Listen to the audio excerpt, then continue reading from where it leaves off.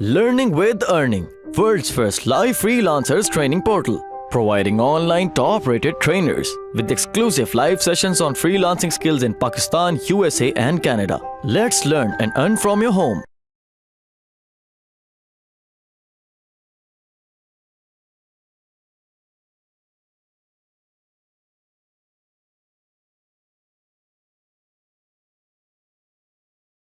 Client को भी पता लग रहा होगा कि यस, इस बंदे ने इतना बजट स्पेंड किया है। लेकिन अगर आप एड्स मैनेजर से करते हो तो एड्स मैनेजर में सिर्फ आपको स्टैट्स शो हो रहे होंगे कि आप कितना बजट स्पेंड कर रहे हैं और क्या क्या उसके स्टैट्स हैं, उसकी रीच और सब कुछ तो क्लाइंट को भी नजर, लेकिन बजट क्लाइंट को नजर नहीं आ रहा होगा। वहां पर एड मैनेजर टूल बनाने का मकसद ही फेसबुक का ये था कि आप लोग डिफरेंट क्लाइंट्स को मैनेज कर सको, कंपनीज को जो है ना एज अ कंपनी चला सको, एज अ एजेंसी चला सको। इसमें सारी कंपेन्स आपको नजर आ रही होंगी। फॉर एग्जाम्पल, आप 10 पेज मैनेज कर रहे हो, आप डायरेक्ट बूस्ट कर रहे हो, आप हर पेज खोल के उसको ओपन करोगे कि उसकी कंपेन क्या चल रही है, उसको आप जो है कंपेन को नीचे करोगे।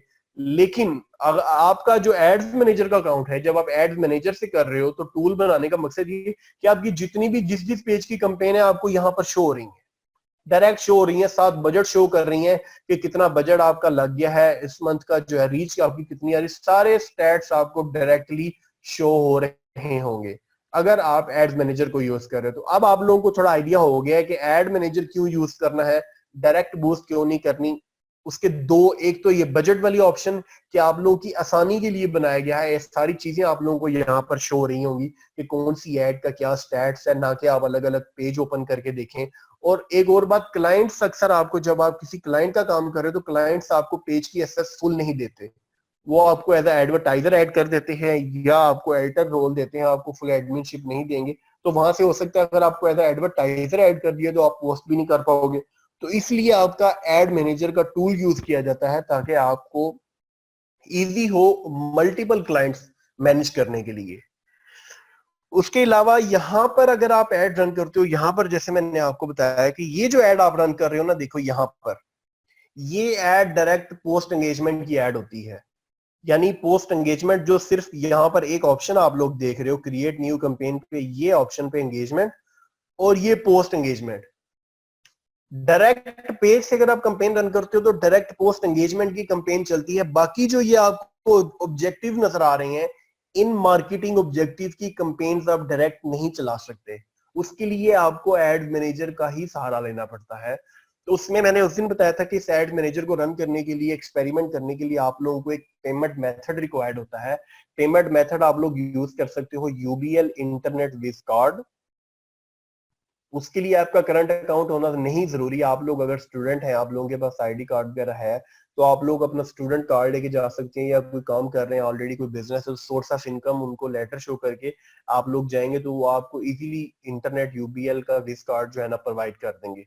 वो आपने फेसबुक आईडी पे ऐड करना है और उसके बाद जाकर आप लोग एड्स को रन कर सकते हो।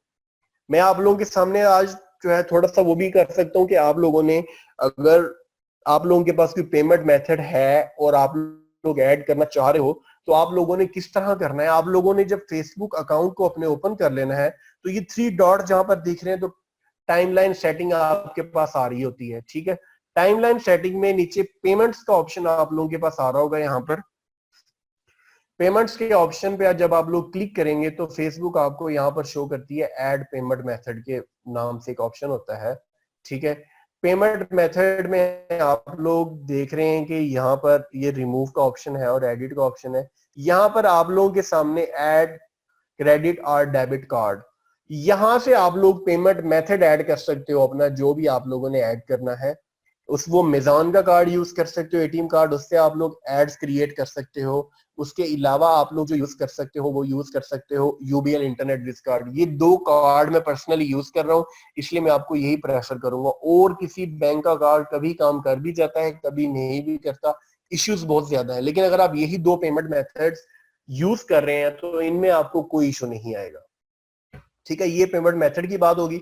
यहां पर आकर आपने कार्ड नंबर देना है, उसकी एक्सपायरी डेट देनी है, सीओडी कोड जो कार्ड की बैक साइड पे होता है वो देना है, बिलिंग जिप कोड आपके शहर का जो भी होता है गूगल करेंगे तो आपको मिल जाएगा, पाकिस्तान सिलेक्ट करेंगे और सेव करेंगे तो आप लोगों को जो आपका कार्ड है वो ऐड हो जाएगा।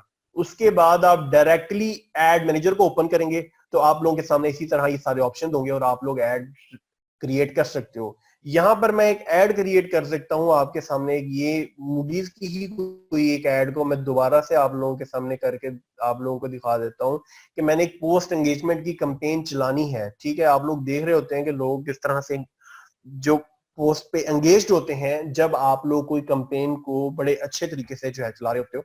तो मैं यहाँ पर आया, मैंने पोस्ट एंगेजमेंट में जो है ना, पोस्ट एंगेजमेंट की स्लाइड के साथ मैंने मूडीज कैफे का नेम मेंशन किया ताकि मुझे आइडिया हो जाए कि मैं कौन सी कैंपेन को चला रहा हूँ। ठीक है,